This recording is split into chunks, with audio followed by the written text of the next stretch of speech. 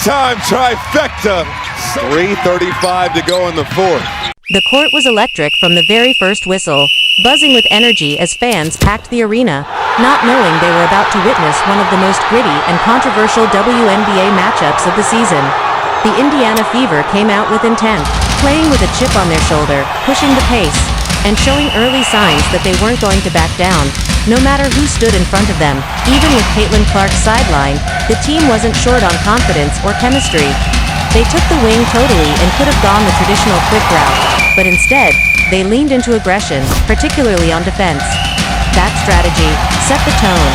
It was an interesting matchup too, with Paige Bueckers getting the assignment of guarding some of Indiana's most potent weapons, battle of rising stars, each determined to stamp their dominance. The early intensity was visible, as players like Kyla Charles drove to the rack with full commitment, bulldozing their way through defenders and finishing with sheer will. The pace shifted dramatically as both teams started getting into transition, trading buckets and physical blows like heavyweight contenders. Stephanie White, ever the tactician, had her team prepped and mentally sharp. She knew what was at stake and made sure her players didn't back down. Harrington's absence due to injury opened up space for younger players to shine. But what made this game intriguing wasn't just the physical play, it was the silent tension brewing underneath. The kind of tension that you could feel in the air, thick and humming with anticipation. Paige Bueckers knocked down a deep three early, silencing the crowd momentarily. But it only served to fuel the fever. Lexie Hull responded with early offense, hustling on both ends and proving she's more than just a role player. Natasha Howard, aggressive as ever, locked in on defense, making it clear that no easy buckets would be allowed under her watch.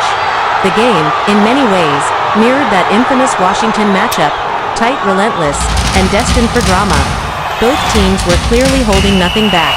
Bueckers finally came alive with a smooth loop to the basket, but as Sophie Cunningham checked in for Indiana, the intensity ramped up another level. The rookies for Dallas came in trying to prove something, but Indiana's veterans weren't having it. The officials, surprisingly, let the game flow, allowing physicality to dictate the rhythm. Every inbound pass was a war zone, with Cunningham catching defenders off guard with clever movement and veteran footwork. The Fever's first real highlight came from a smooth give-and-go, resulting in a strong layup a play, so simple yet executed with surgical precision. Despite the up-and-down nature of their season, the Fever looked composed. Steph White believed in her squad, and that belief radiated throughout the roster. She had the kind of leadership presence that stayed with you even when she wasn't. Speaking something you don't just teach, you embody. The Fever continued working the inside game, going one-on-one in the post with success. Bueckers, who had hit her stride, tried her best to shift the momentum, knocking down a clean 17-footer that showed her poise under pressure. But Boston was a constant force inside, receiving lobs from Howard and converting them effortlessly. Kelsey Mitchell was vocal on both ends, pointing, communicating, and setting the tempo, a true floor general. When Howard blew past her defender to get to the rim, you knew the Fever were dialed in. Sprint, separate, execute. This was the mantra on display. Off the court, Stephanie White acted like the voice of reason in a locker room, brimming with intensity. But even she couldn't have predicted the fire her team would bring. On one particular possession, Howard slipped through the defense after a high pick and roll, channeling shades of Tim Duncan, quiet, smooth, and deadly effective. James, the rookie, got a tough assignment and was put to the test repeatedly by Indiana's motion offense, which forced her to make rapid reads and constant switches. The lead ballooned to 22 at one point, and although Dallas showed signs of life, they were playing catch-up from the opening minutes. Indiana's defense swarmed like bees, aggressive and unrelenting. Fever fans in the arena were louder than ever, sensing a blowout and loving every second of it. But it wasn't all sunshine. Mistakes were made. Tempers flared, and both teams exchanged frustrated words, especially after missed layups or questionable calls. Paige Bueckers stayed locked in, knocking down key shots and fighting through contact. But the Fever, playing what some fans online now call playoff fever defense, refused to let up. They didn't just want to win, they wanted to make a statement. Erica Wheeler came in and immediately stabilized the floor, making high Q plays and delivering sharp passes. Smith hit a mid-range jumper from 15 feet, shaking her defender with a subtle shoulder fake that showed her growing confidence. The crowd roared louder. James sank a big three that got Dallas within 10, forcing Indiana into a timeout and giving Dallas hope. But when they came back, Boston and Mitchell responded with authority. Mitchell's perimeter shot looked cleaner than ever, and Boston's post moves were textbook. Paige Beckers and Araiko Gunboale tried to claw Dallas back, but the Fever were executing like a team possessed. With Boston showing help defense and Mitchell closing out every three-point shooter with perfect timing, Dallas had no room to breathe. A whistle late in the third quarter sent the Fever bench into a frenzy, one of those calls that could have gone either way. But the refs let them play on. It was refreshing and terrifying at once. No bailouts, no easy fouls, just raw competition. In the fourth quarter, things got spicy.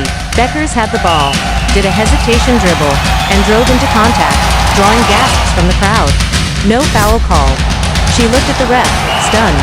Indiana ran it back the other way, and Hall knocked down a dagger three that sucked the life out of Dallas' sideline. Even the commentators couldn't help but comment on how different Indiana looked: focused, resilient, and unapologetically intense. They were rebounding like maniacs, defending without fouling, and closing quarters like a seasoned championship squad. Smith scored on a powerful drive, spinning through two defenders, and screamed with raw emotion after the finish. She was playing, with something to prove, and everyone could feel it. You could see Dallas getting frustrated. A travel call here, a missed box out there, it all added up. The game slipped away, not in one big moment, but in 1,000 small ones, each orchestrated by a Fever team that refused to let up. Paige kept fighting, hitting tough shots with a hand in her face, but it was too little too late. Indiana smelled blood, and they were going for the jugular. The game ended with Mitchell calmly sinking free throws and Boston grabbing the final rebound as time expired. But the real storyline wasn't just the win, it was how Indiana won. With Clark sidelined, many doubted they could produce offensively, let alone dominate a playoff-hunting team like Dallas. But they did it with fire, focus, and unity. Post-game interviews showed a locker room that felt vindicated. Kelsey Mitchell said, "We're more than one player, we're a team." A quote now going viral on WNBA Twitter. Paige Beckers was respectful in defeat, praising Indiana's discipline and defensive structure. And while Dallas heads back to regroup, Indiana's stock just skyrocketed. From fans yelling "No Clark, no problem," to TikToks showing Sophie Cunningham dancing in the tunnel post-game. This wasn't just a victory, it was a movement. A performance that says, "We're here, and we're not backing down." And now, with Clark rumored to return soon, the league better prepare. Because if Indiana can play like this without her, imagine what's coming when she's back. The rest of the league has officially been put on notice. Fever Nation is for real. Nation is for real.